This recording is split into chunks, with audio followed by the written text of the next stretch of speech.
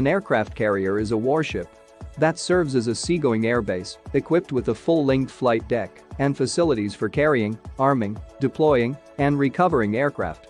Typically, it is the capital ship of a fleet, as it allows a naval force to project air power worldwide without depending on local bases for staging aircraft operations. One of its great advantages is that, by sailing in international waters, it does not interfere with any territorial sovereignty and thus obviates the need for overflight authorizations from third-party countries. In general, under international law, aircraft carrier can legally position themselves up to 14 miles or 22 kilometers from any country's coast. Let's explore the working mechanism of nuclear reactors in the aircraft carrier. Control of the high seas requires a mastery of the most advanced possible technology. Deep in the heart of the carrier sit two uranium-powered nuclear reactors, essentially miniature suns.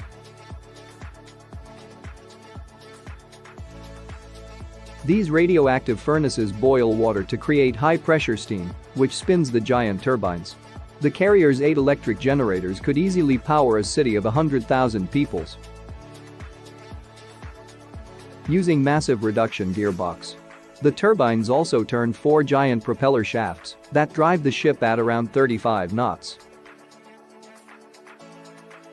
In a diesel-powered aircraft carrier, when you burn diesel, 40% of the fuel is turned into useful energy.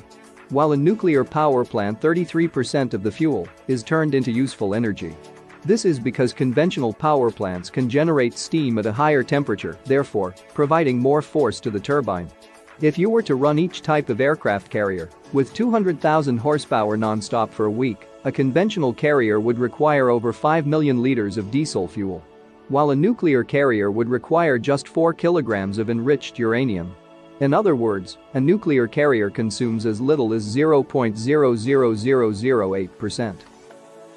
On American carriers, everyone's job is easily identifiable by the color shirt they wear. Yellow shirts deal with navigating aircraft around the deck. Blue shirts are assistants to yellow shirts, driving tugs, operating elevators, delivering messages, and more. Red shirt do all the handling and mounting of ammunition. Purple shirt manages aircraft refueling. Green shirts are worn by a few different groups, including catapult crew, maintenance personnel, cargo handlers, and more. White personnel are also worn by a mix of personnel, including those helping aircraft landing, working as medical personnel, and more. And lastly, brown shirts are worn by plane captains who are not those that fly the aircraft, they're individually in charge of overseeing all work for getting ready for flight. One launch system has proved robust and reliable. Below deck is tanks of high-pressure steam from the nuclear-powered boilers. They provide explosive expansion power to pistons sitting in 300 feet long, tube-like shells waiting in the barrel of a gun. Once released, the power of the piston can launch an aircraft with the force of 4 Gs, catapulting the plane from 0 to 160 miles per hour in just 3 seconds. As exciting as the steam-powered catapult launch is for the fighter pilot, a safe landing is even better.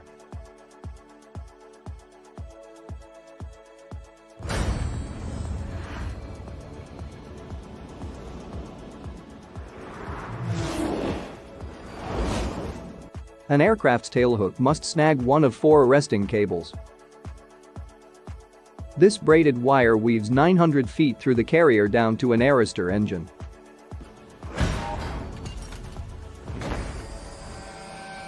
As the momentum of the plane pulls on a cable, a huge piston forces hydraulic fluid in one tank against the air, in another compressing the air up to 400 pounds per square inch.